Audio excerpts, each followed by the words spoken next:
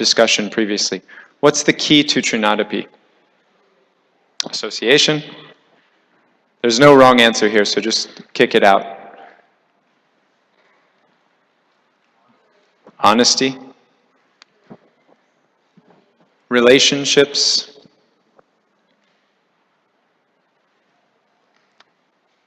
I would say yes to all these. It's a big ring of keys that we need to unlock Trinad Api. What's that?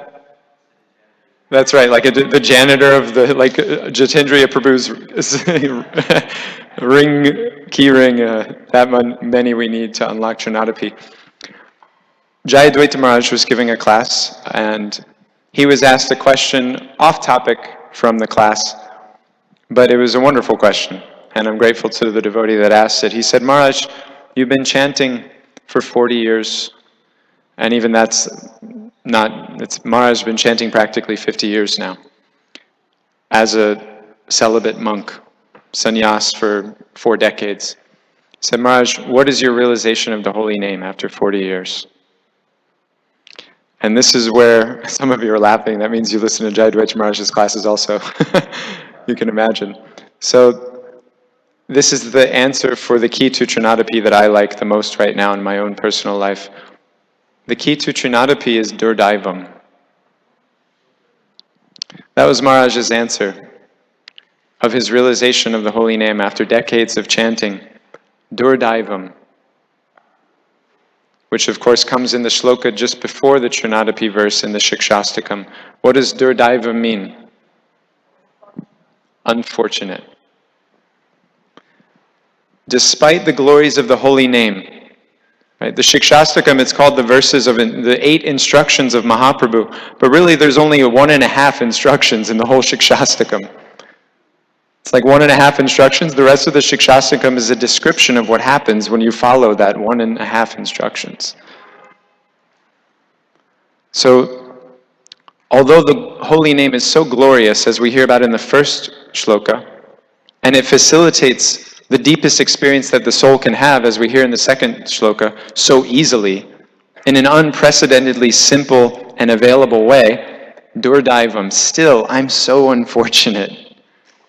I don't have a taste for this chanting. That recognition of the glory of the holy name and the availability of the holy name, and still our avoidya, still our tendency to avoid connecting with Nam Prabhu, that is embarrassing. That is humiliating. And that brings real humility. Humility is a very kind of sexy thing in the Hare Krishna culture. As I mentioned earlier, vulnerability, we never had a poster on the wall that said, be vulnerable in elementary school or middle school. Similarly, we never saw a poster on the wall that said, be humble. But we have seen those on ISKCON Desire Tree, right? Humility is a desirable quality for a devotee. Sanatana Goswami in Brihad Bhagavatamrita equates humility and prema. He calls them the same thing. You don't actually have humility until you have prema. He calls it dainya. This is that deep humility of a true Vaishnava, a pure devotee. The key to Trinad Api is our recognition of the accessibility and availability and glory of the holy name and our unwillingness to connect to it. But as we discussed previously in the morning session, the holy name, Krishna, etc., they're a little far off. They're a ways away from most of us, that direct experience of a connection with them. However, the mercy of the sadhu, the mercy of Sri Guru, is that they've come down here with us. That's why they have lotus feet. They're in the mud, but they're untouched by that mud. They're of a different nature and quality altogether, but they're willing to come down to the mud for our sake and make themselves available, make their fragrance something that we can smell even in our low position. So this second discussion, we were going to enter into Kirtaniya Sadahari practically.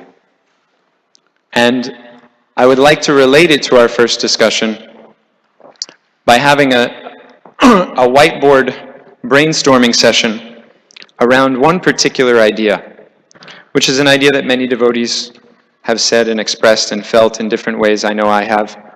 and I know many others of you have. I've had these discussions with you, and I'm sure many more have who I haven't had this particular discussion with. And this idea is the idea that the old days of the Hare Krishna movement were more exciting to be a part of than the present day. Has anybody ever had that idea, heard that discussion, indulged in that discussion? Yeah, the old days were better than the present. So we're going to entertain that thought. We're going to make a simplistic chart here and talk about why the old days are good and why the today is bad. Now, this is an oversimplification, but sometimes those are helpful. So just start shooting it out, and it doesn't have to be a one-word answer, but I'll consolidate it as I write it up here. What was good about the old days? Absolute faith, full faith in Srila Prabhupada's instructions. What else was good about the old days? Booming ashrams.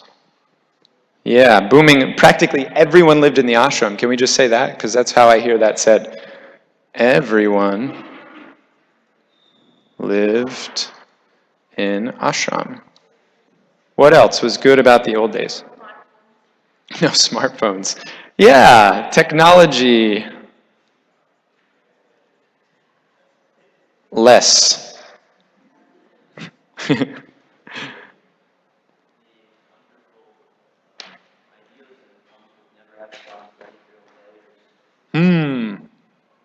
Naivety. Idealism.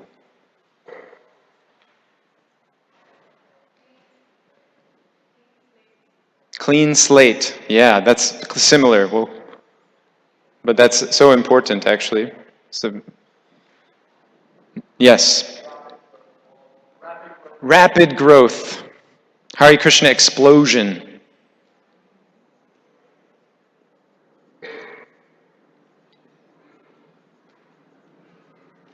What else? Men and women had equal opportunity. So, yeah. Men, women, equal opportunity. Very nice point. What else? Desperate for change. Are you talking about in the movement or kind of socially? At that time, yeah. The whole culture of the world, really, right, was kind of this like, something needs to change. I'm with you. Yeah, desperate for change.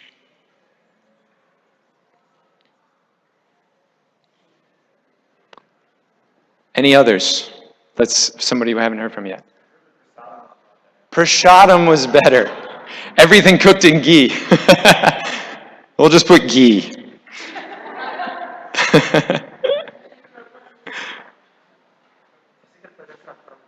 Physical presence of Prabhupada. Very well put. Very sensitively put and true. Physical presence of Srila Prabhupada. I think we'll end on that one. We have a full side. Of course, okay, this devotee's shaking his hand. Less Indians. Wow, okay. Less Indians. Since you, Prabhu, since he's an Indian, I can write it. On the record, I didn't go there. Okay. Today's bad. Would you like to start us off, Prabhu? Thank you, Temple President Mother Hamangi. Too many Indians.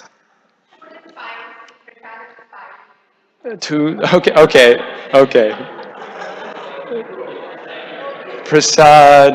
So hold on now. We could actually there's a natural negative, right? So let's try not to repeat ourselves. There's a natural negative. There's everyone who said something over here is implying something over here. So let's see if we can come up with some novel situations also. Yeah, Prahlad.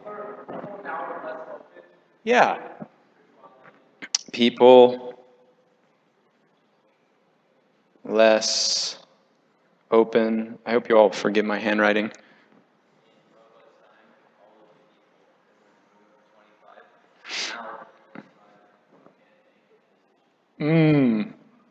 That's not easily put into a bullet point. Empowerment of young people. Lack of empowering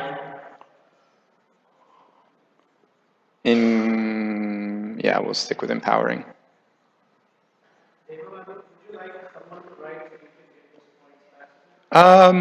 At this point, no, but that probably would have been a good idea earlier. But we're almost finished now. Thanks, Prabhu.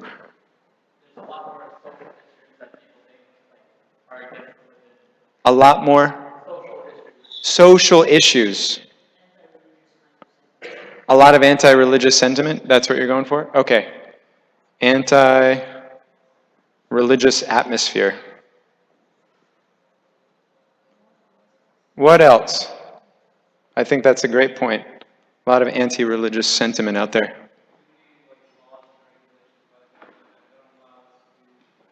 Yeah, okay.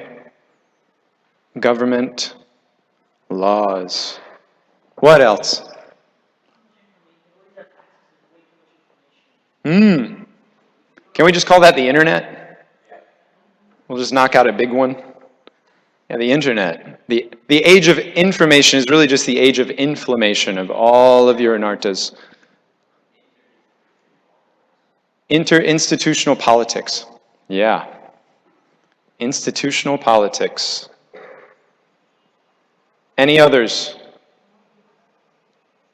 More grihastas. Oh no, I'm with her. I'm with her. Because it's the natural negative of this one over here. Everyone lived in the ashram, meaning the temple. And it's... Yeah, right. Which many people have said. I'm not saying any of these are true or actually. We're not saying yes or no to these, but I've heard a lot of people say that. Anybody? I mean, who's heard that? That because there's so many grihastas, that's why. Yeah, for sure.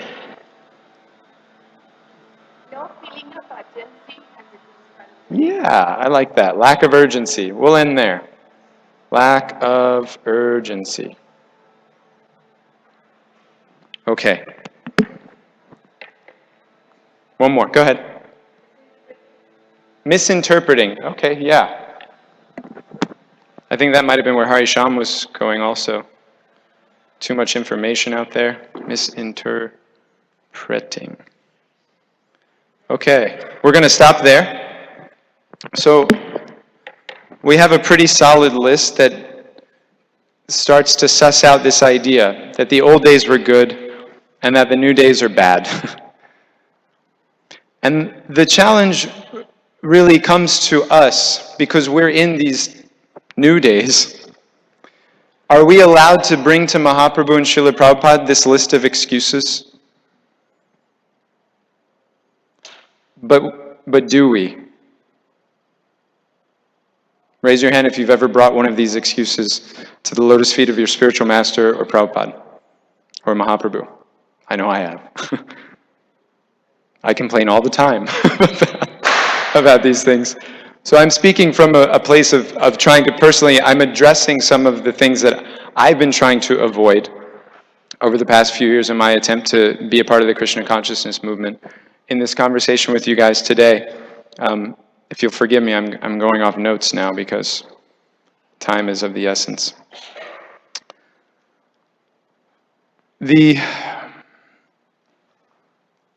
opportunity for Kirtaniya Sadahari is often stereotyped, that we have to become a Haridas Thakur, or we have to become a traveling book distributor.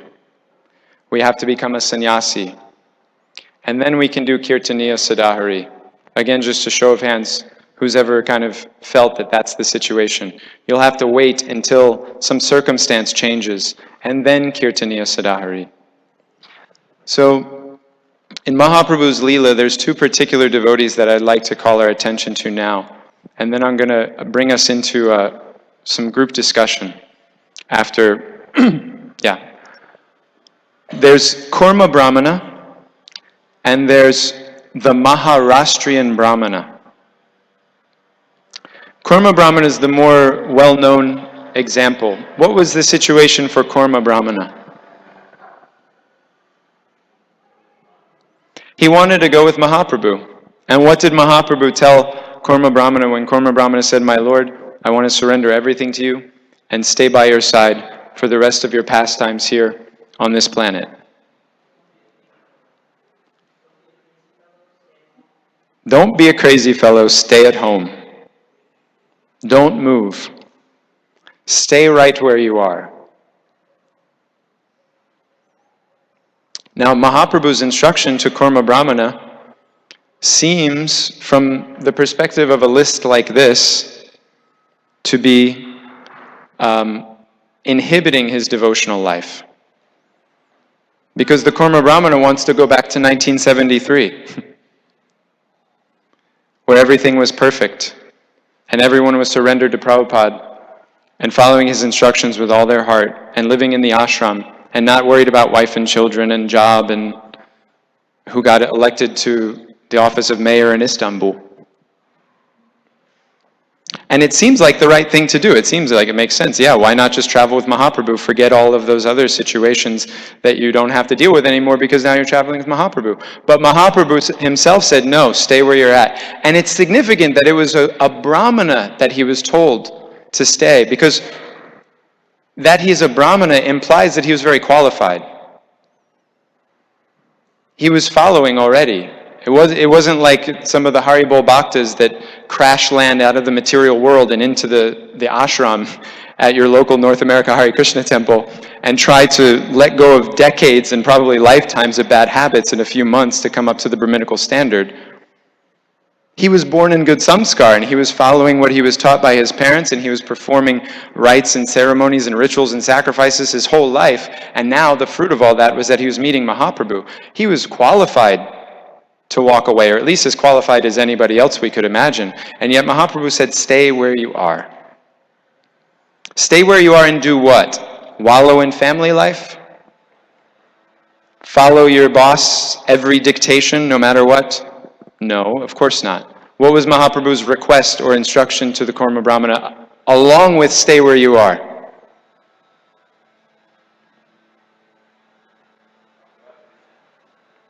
Yeah. Thank you, Josh. Preach. Stay where you are and preach.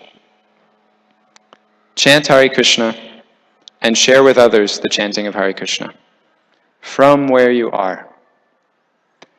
And this is not a concession from Mahaprabhu, but a strategy and a recognition of an opportunity to spread the Sankirtan. Mahaprabhu wanted to use personalities like Kurma Brahmana, and in fact did, to infiltrate segments of society, to influence others in ways that traveling sannyasis and large bands of mendicants wouldn't. So in our movement today, there's something called bridge preaching. Who's heard about bridge preaching? And it's this idea that we make a kind of concession of Krishna consciousness. We kind of edit it for an audience to try and lure them in. Eventually we'll give them the whole thing, the real thing, the complete thing, but for right now, just whatever they need to come closer to us. It has a negative connotation, bridge preaching. But some people find it necessary, it's important, it's valuable, but it's not the highest thing, it's not the best thing. And that discussion around bridge preaching, which is actually a different one from what we're having right now, distracts us from another kind of preaching, which is what Kurma Brahmana and the Maharashtrian Brahmana were engaged in, and something that I'm going to encourage you guys to also connect to in a deeper way, as I'm trying to encourage myself, and that's leverage preaching. Say it with me. Leverage preaching. What does leverage mean?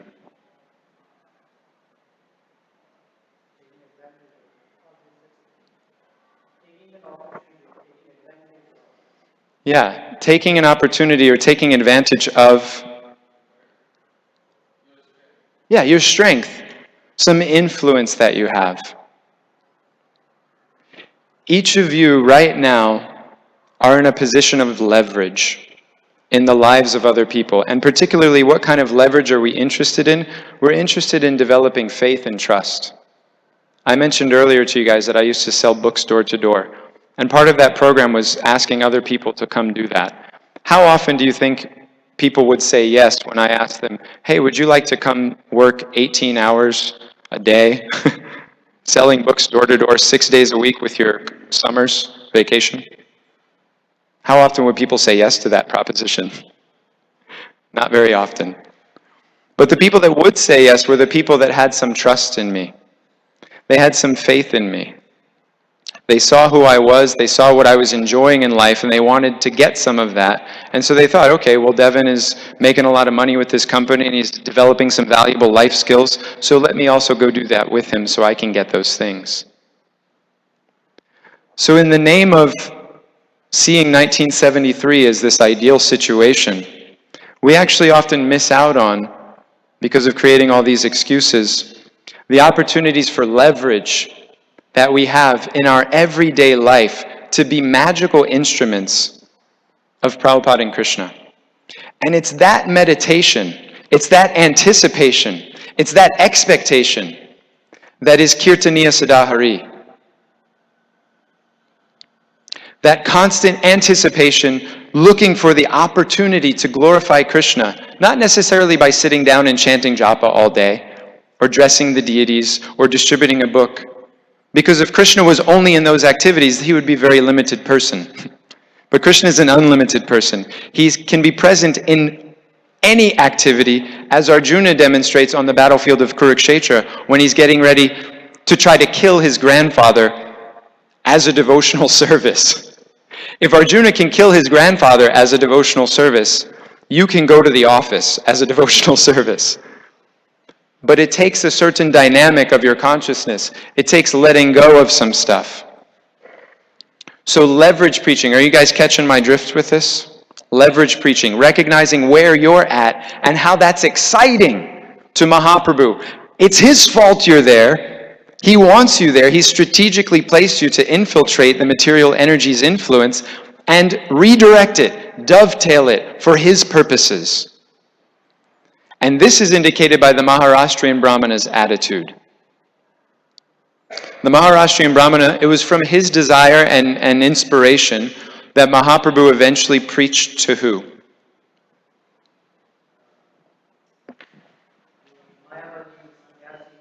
Prakashananda Saraswati. 60,000 disciples, all of them made bhaktas in a moment by Mahaprabhu. But it was this devotee's desire that gave the impetus for Mahaprabhu to take on that task. And there's a very interesting shloka in Chaitanya Charitamrita. The Maharashtrian Brahmana, it's said by Kaviraj Goswami, he had a determination.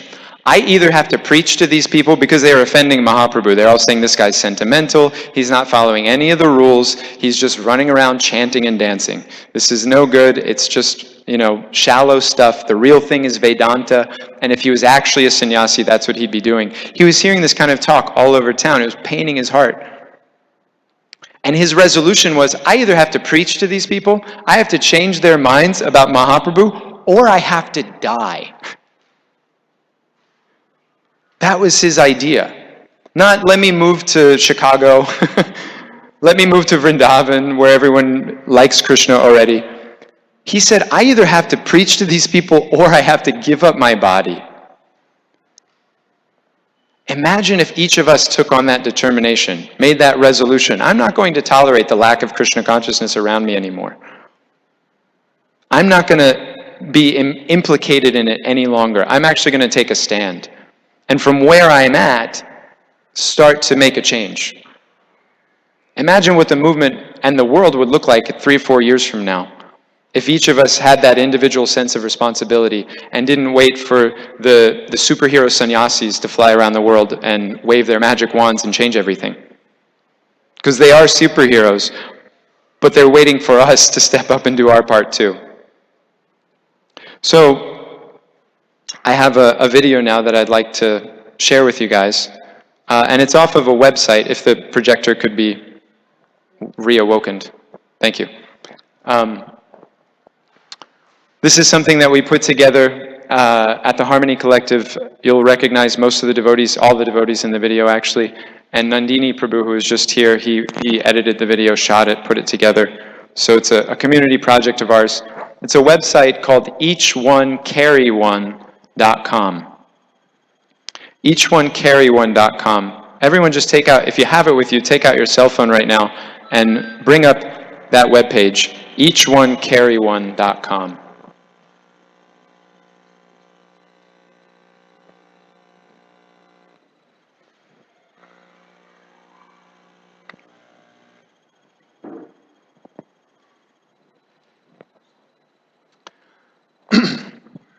The very simple idea behind this website is that the position of leverage we all have the opportunity to utilize in Srila Prabhupada's service is to keep a few of his transcendental literatures, a few pieces of Krishna's prasadam, and some mantra or invitation cards with us at all times.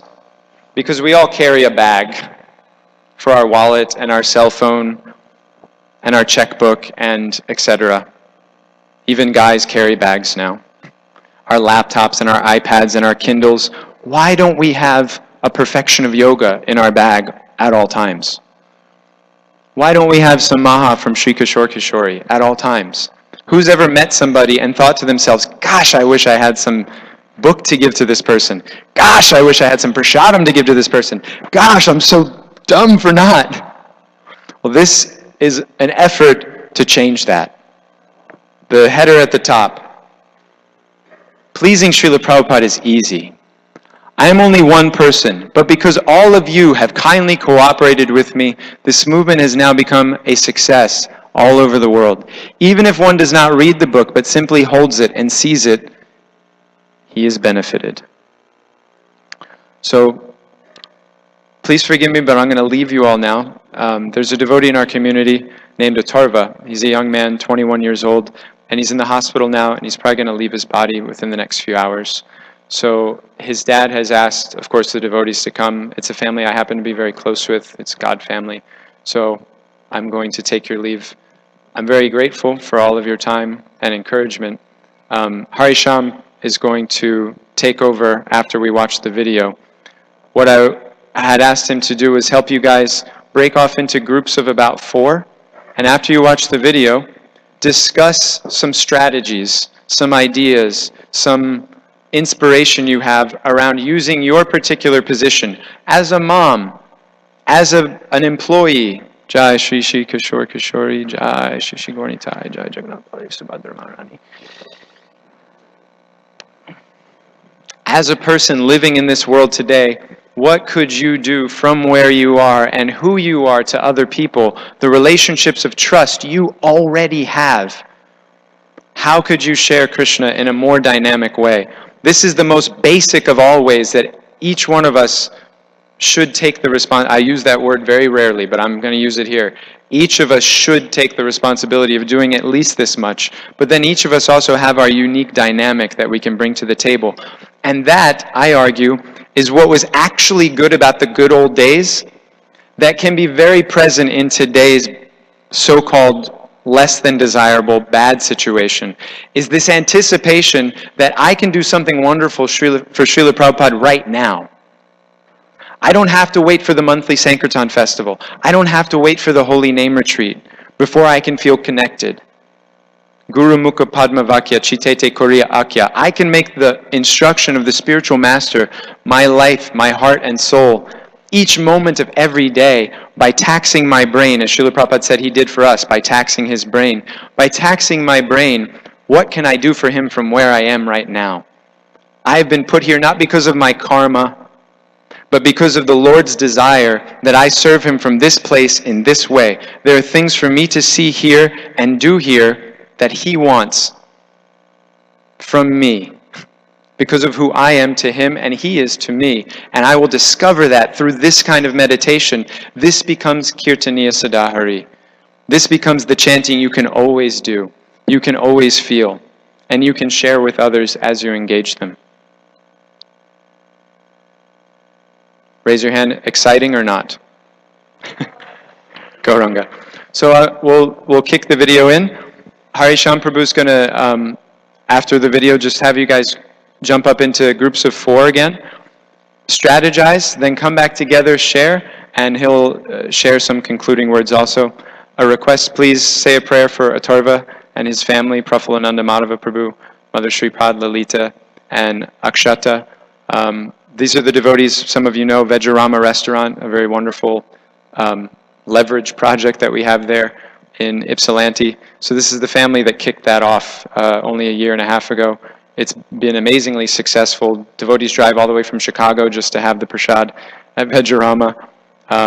So there's no doubt that they're dear to Prabhupada and Krishna, and you all here in Chicago have gone through a lot in terms of devotees very dear to the community leaving this last year also. So I know that you know what that feels like, and I invite you to share your prayers for that family on that side, especially today.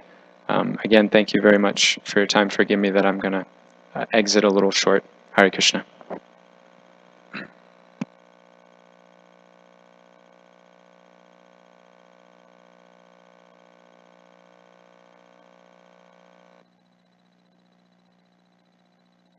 With me everywhere. Hare Krishna. I remember when I first started carrying Srila Prabhupada's books with me everywhere. I was in an aisle of Walmart, and I distributed a nectar of instruction to a man there, and he gave me a donation. And the enthusiasm and satisfaction and ecstasy I got from that was the same as when I was at an art festival on the street distributing many more books.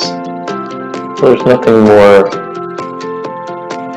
disappointing than meeting an interested person and not having some sort of literature to share with them. It's like having an empty quiver. You want to be ready to give something.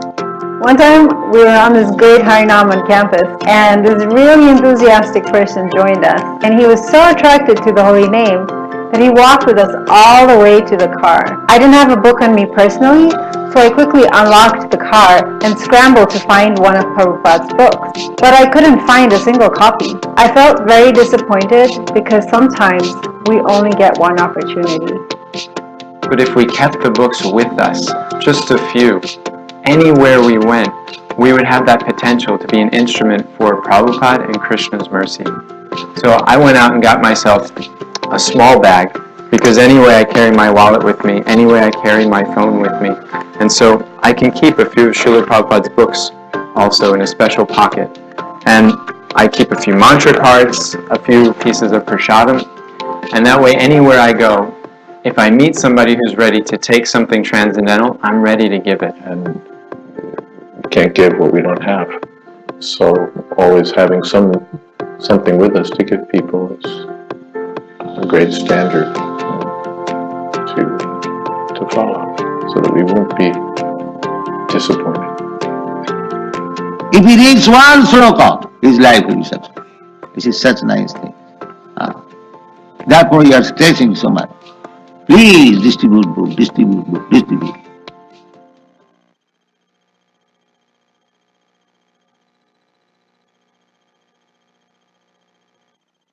Hare Krishna. So this is the perverted reflection of Deva Madhava. Sorry. Just unplug it. I'll turn the projector off. There we go.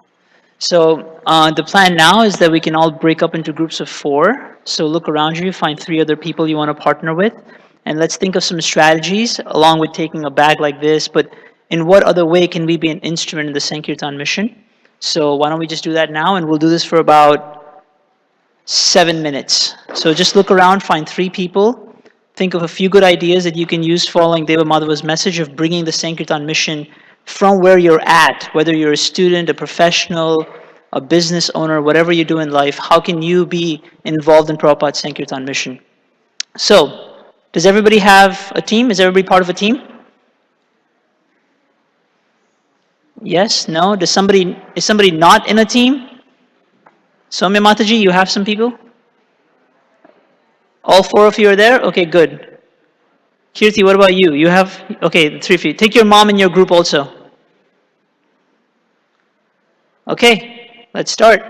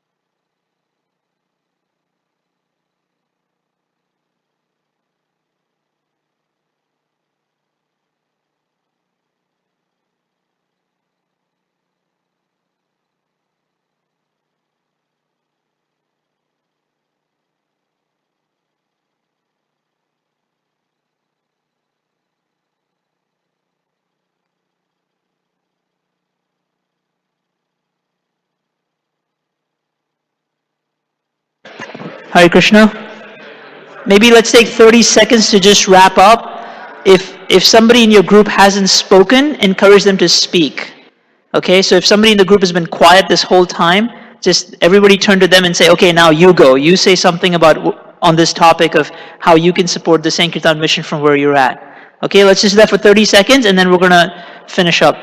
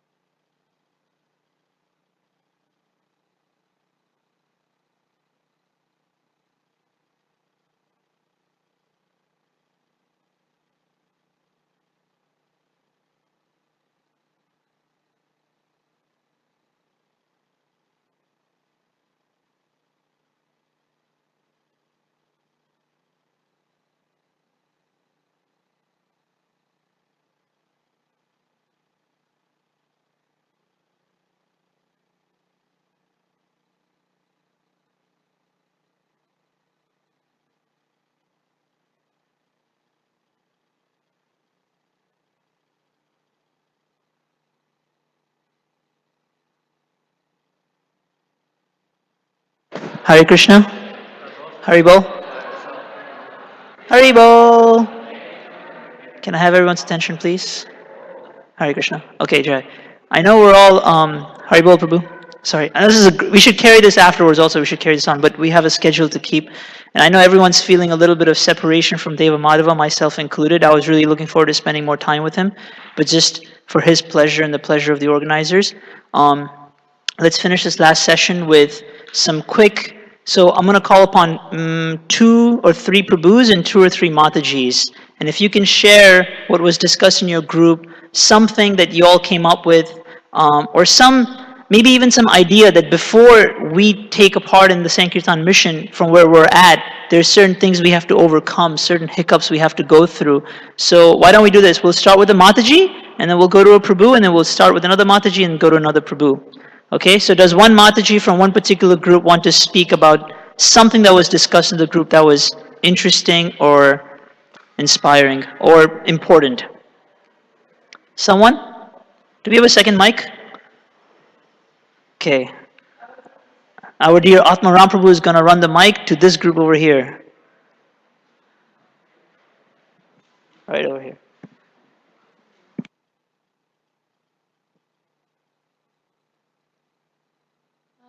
So for me as a student, okay, okay. So I'm a student at a college. So um, I I could um, invite people to the Bhakti Yoga club that we have at the university, like as a friend, and I feel like that would make people more comfortable than if like adult told them because um, they would feel more connected with me. Um, and another thing was talking to new people in the temples so that they feel more connected because many might feel like left out if everyone's in their own groups. But if like I talk to them or other people talk to them, then they will feel they want to come again because they have friends and they feel connected here. And also um, to give carry prasadam because even if people aren't ready for books, most people want prasadam. So giving giving prasadam and like we discussed, carrying books wherever we go. So if we find someone interested, then we can give them a book. That's a really beautiful point she just made about relatability. So she's young, she's a student, so she can relate to young students. People that come to the temple that are brand new, instead of just being in the social circle that you're really comfortable with, you can look around and see, oh, is there somebody here who doesn't know anything about this philosophy or this movement? I can go and connect to them and relate to them. Mahatma Prabhu, if you know Mahatma Prabhu, raise your hand. Anybody know Mahatma Prabhu? He has a really cool saying. He says, engineers can preach to engineers, and housewives can preach to housewives, and students can preach to students, because there's a relatability factor there. So that's a really beautiful point. Thank you. Let's look at the Prabhus here and see if somebody wants to stand up, and or not stand up, but step up and say something.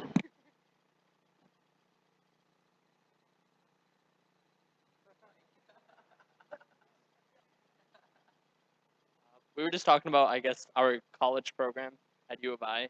We have a Bhakti Yoga club, and since like now we have a couple more devotees that are coming, it'll be easier to do some more college preaching there.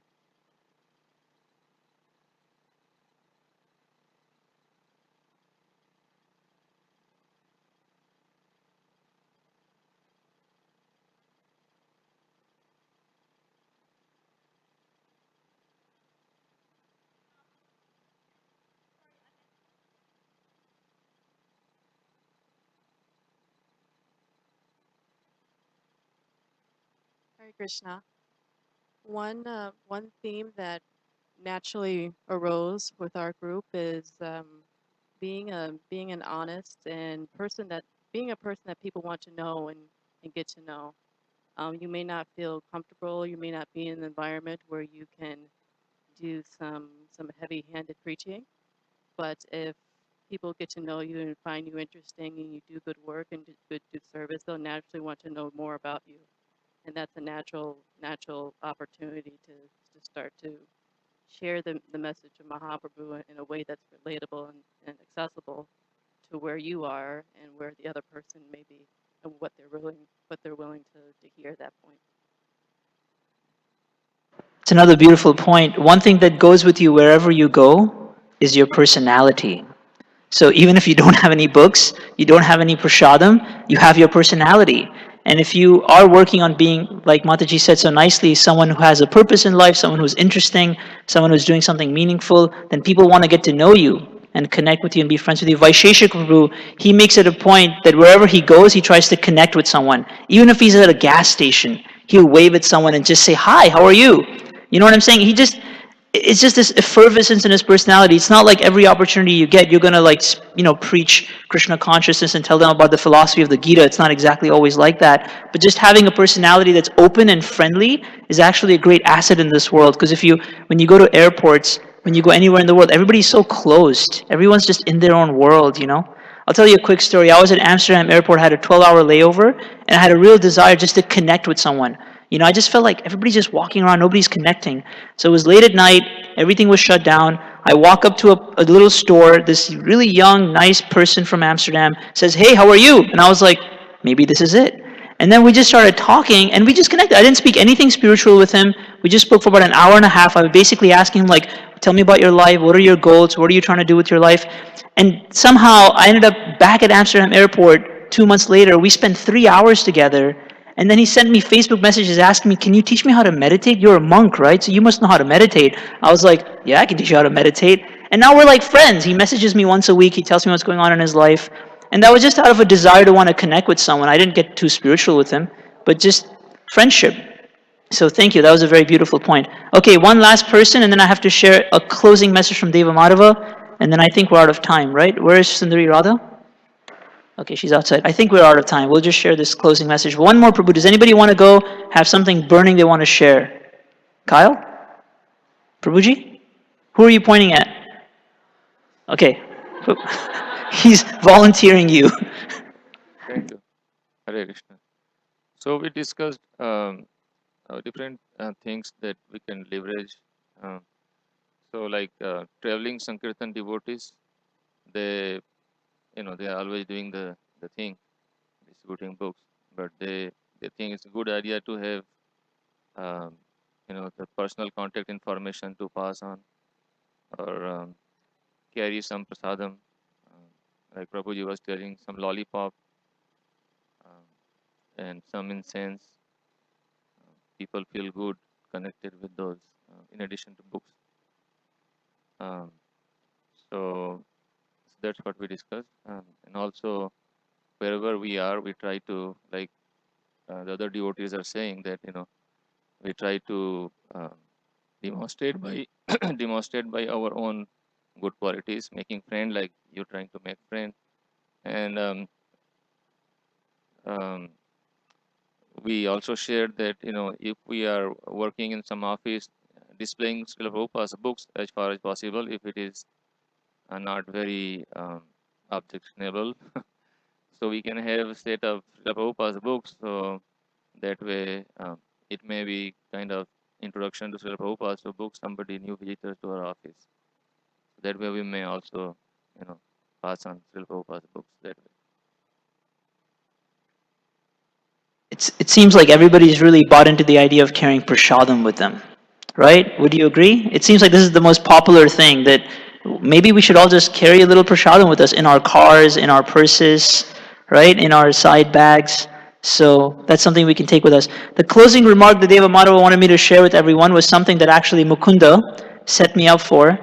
After we finish our little group discussion, he looks at me and says, I think the real problem is I haven't really experienced much in Krishna consciousness, so I don't feel like, what do I have to share that's so wonderful and that's so amazing, right? And that's actually a very honest comment. And Mukunda grew up in the movement, so he's never lived life outside of Krishna consciousness. He doesn't know what he's missing out on. You know what I'm saying? And there's something about having something so valuable just given to us so easily that we don't always appreciate what it is actually. He doesn't know what it's like to not be a devotee. So it's a very honest comment, but it also, I think, relates to those of us who came to Krishna consciousness, that we may not have had a very deep experience yet in Krishna consciousness, so we don't always feel like we can share it, but we can share our experiences. We can share what Prabhupada says, we can share what the books are saying, but we can't share much of what we've experienced in Krishna consciousness. So the last point Deva Madhava wanted me to share with everyone was, actually the beginning of class, he talked about this idea of Durdaivam. Right? Real Trinad Api comes when we feel this mood of Durdaivam, feeling unfortunate. Now, you can only feel unfortunate when you compare yourself to something, right? So say, for example, I'm in downtown Chicago and I see a very, very wealthy person with a lot of money and I have no money. I might feel unfortunate. It's in comparison to someone who has the art of chanting with deep absorption, the art of worshipping with absorption, the art of studying Bhagavatam with absorption, because it is that experience of absorption that we feel sometimes that will give us a glimpse of what real Krishna consciousness can be like. Then when we think about people like Srila Prabhupada and our spiritual masters, we'll feel unfortunate, because we'll have some idea of what they have in a much bigger way. And we'll feel like, wow, like I haven't yet experienced this depth in Krishna consciousness. But I got a glimpse. I got a little bit of glimpse, and that little bit of glimpse was so nice. I want others to also experience that little bit of glimpse. You see what I'm saying? So our spiritual practice, our sadhana, our bhajan can become like a launching board into our preaching when we have that kind of mindset. That, oh, I experienced something. I had a little bit of experience, so I know what real Krishna consciousness must be like. Right? I know what the real thing must be like because I've experienced a little bit of it here in my own practice. So I want to give others that little bit that I've experienced, hoping that someday others and myself will experience the fullness of what Krishna consciousness is all about. So that's why this mood of, this feeling of feeling unfortunate. But you can only feel unfortunate when you've experienced something in comparison to something else. You follow what I'm saying? So that's why our experiences in spiritual life are very, very important if we want to share, the Sankirtan mission of Sri Chaitanya Mahaprabhu. So again, I'm sorry that you had to tolerate me for the last 20 minutes. This was Deva Madhava. He came, actually, initially he wanted me to do the whole presentation, and I said, no way. Like, you do 20 minutes and then you go. He might leave his body, we'll pray for him, but you do the first 20 minutes, And so anyways, so at least we got some of Deva Madhava's time. Thank you so much for being a part of this presentation. Hopefully, he also wanted me to share that he really hopes that this is something practical and useful for each and every one of you, that some of these points stick, and that when we leave this temple room, you actually make some determination that, okay, I'll carry some prasadam. Those of you who are married, if your wife isn't working, you can tell her, like, can you make some dried nuts, pack them into little bags. I can take them to work with me. I can keep them in the car. Something simple. Lollipops, it's a very easy solution. So hopefully you can make some practical steps towards being a part of this. So thank you so much. Hare Krishna. Can we have a loud Hari Bol for Harisham Prabhu for stepping up? He literally heard about this like 3 minutes before 3:30, and he stepped up. So we're very grateful to you, Prabhu. Thank you so much for doing that. We just actually got news that the Prabhu actually passed away. So we're going to actually dedicate our Nam Yagya later on to praying for this soul and devotee, Atharva Prabhu, I believe. But we actually have a